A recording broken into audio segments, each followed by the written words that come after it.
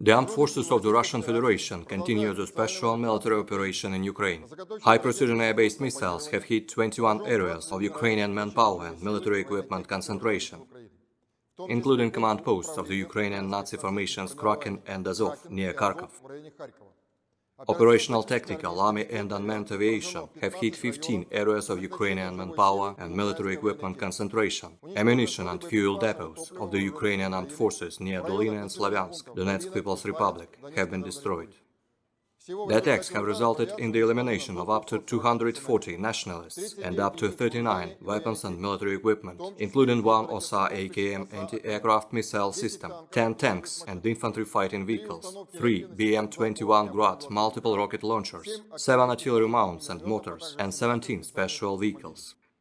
Fighter aircraft have shot down 1 Su-25 aircraft of the Ukrainian Air Force near Lubomirovka, Nikolaev Region.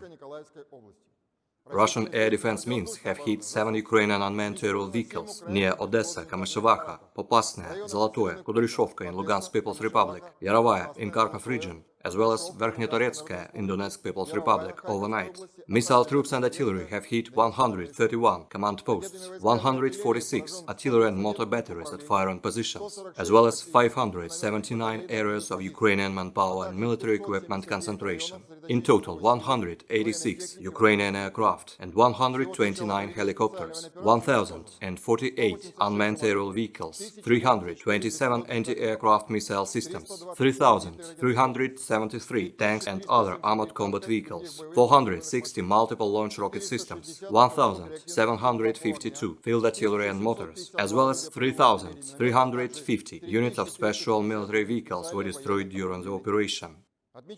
We note that the inflow of foreign mercenaries to Ukraine to take part in combat operations against the Russian armed forces has virtually dried up since the beginning of May.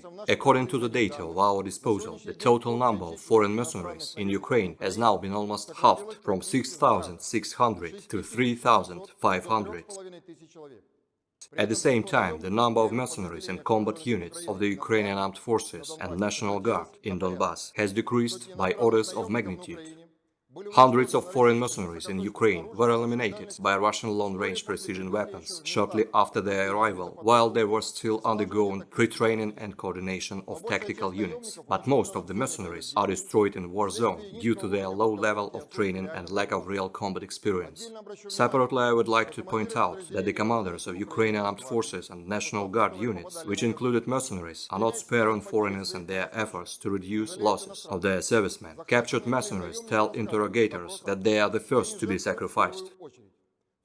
Due to the Kiev regime silencing of the losses and the absence of remains, relatives of the mercenaries in their countries of residence simply do not know about their deaths. Faced with a real combat situation and heavy losses among servicemen of the Ukrainian armed forces, the National Guard and foreigners, a significant number of mercenaries prefer to leave Ukrainian territory as soon as possible, but the Kiev regime prevents them from going abroad in every possible way. Let me remind you that under international humanitarian law, mercenaries are not combatants, and the best that awaits them is criminal liability. The Kiev regime's urgent attempts to guarantee the mercenaries legal protection by including them into the military units of the Ukrainian armed forces or the National Guard, or by issuing them with fresh Ukrainian passports, will not save any of them.